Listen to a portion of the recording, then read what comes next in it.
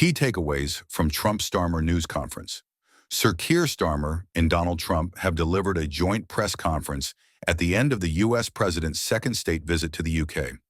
The press conference at the PM's country residence Chequers, lasting just under an hour, saw the leaders field questions on topics ranging from world affairs to domestic politics. Trump spoke warmly about his relationship with the UK and largely avoided talking about contentious issues that came up in the questioning. Here are the main points. 1. Trump skirted round Palestine disagreement. The UK's imminent recognition of Palestinian statehood was a potential flashpoint, with Trump having previously said that the move could reward Hamas. But asked directly about the UK's plans, Trump merely noted that he had a disagreement with Starmer on the issue, adding for good measure that it was one of only a few disagreements between the pair. Starmer emphasized that the timing of the UK's decision, which is set to take place in the coming days, had nothing to do with Trump's visit and should be seen in the context of an overall plan for peace in the Middle East. And he added that Hamas, a designated terror group in the UK, could play no part in any future Palestinian state. Those comments were warmly welcomed by Trump, with the U.S. president reaching across his podium to give Starmer a pat on the back. 2. Using troops to stop illegal migration, Trump was also given a chance to comment on another tricky political issue for Starmer: his efforts to stop illegal arrivals into Britain amid record numbers of small boat crossings in the English Channel this year. This time, however, the U.S. president did not mince his words, suggesting Starmer should potentially involve the military, and warning that illegal migration destroys countries from within. Trump referred to his approach to securing the U.S. border and said the pair had discussed the issue during their private meeting earlier. He added, "I think your situation is very similar. You have people coming in, and I told the Prime Minister I would stop it, and it doesn't matter if you call out the military, it doesn't matter what means you use." Starmer said the first flight under the migrant returns deal with France taking off earlier, calling it an important step forward on the small boats issue. 3. Tough talk on Ukraine. An area where the pair were seemingly united was in condemning Russia over its full-scale invasion of Ukraine, after Trump said earlier this week he could impose tougher sanctions on the country if NATO allies meet certain conditions. Starmer condemned recent Russian missile attacks that saw damage to the British Council building in Kyiv and said the recent actions of Russian President Vladimir Putin were not those of someone who wants peace. The U.S. president said Putin had really let me down, admitting he thought solving the Russia-Ukraine war would be one of the easier conflicts to deal with.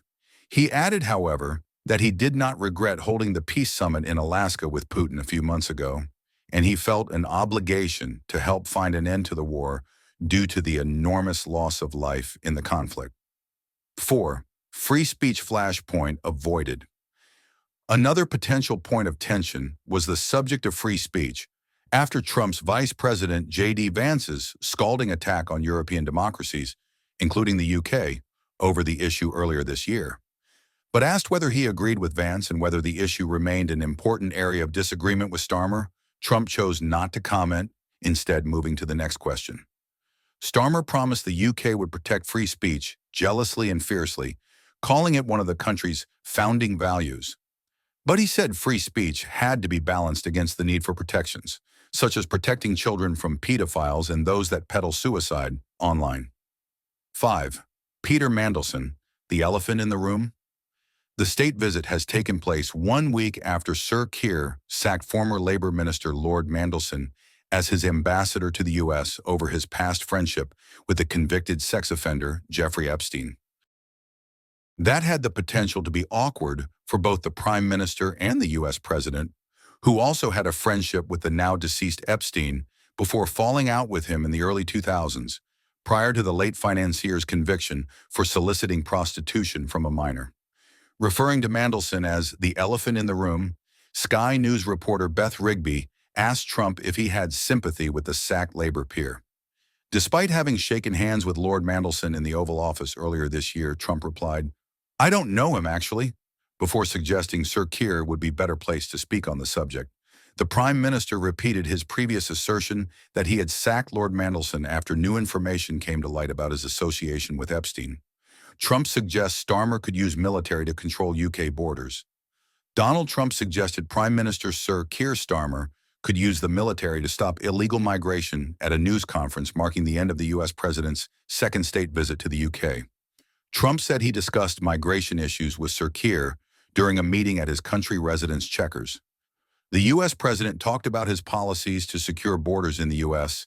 and said the UK faced a similar challenge with migrants crossing the English Channel in small boats. "You have people coming in, and I told the Prime Minister I would stop it. And it doesn't matter if you call out the military, it doesn't matter what means you use," Trump said. "It destroys countries from within, and we're actually now removing a lot of the people that came into our country." Since his return to the White House in January, Trump has stepped up deportations of illegal immigrants and cracked down on unlawful border crossings. In 2 days of pomp and pageantry, the U.S. president was hosted at Windsor Castle by King Charles and the royal family and attended a state banquet on Wednesday before his political talks with the Prime Minister on Thursday. The President and First Lady Melania Trump departed the UK from Stansted Airport on Air Force One shortly after the news conference. In a wide-ranging Q&A with UK and US journalists, the leaders were also asked about Palestinian statehood, free speech, the war in Ukraine, energy, and other topics. The pair touted the special relationship between the UK and the US and announced a new tech deal Trump said would help the allies dominate in the world of artificial intelligence, AI. The tech prosperity deal signed at Chequers will see U.S. firms invest in the UK and boost cooperation on AI, quantum, and other emerging technologies. Trump and Sir Keir skirted around several contentious matters, including accusations of free speech being under attack in Britain and the sacking of Peter Mandelson as the UK's ambassador to the US last week. "I don't know him, actually," Trump said, when asked about whether he had sympathy with Lord Mandelson. In what could have been an awkward moment, Trump diffused the question by handing over to Sir Keir, who fired Lord Mandelson over his links to the late convicted sex offender Jeffrey Epstein.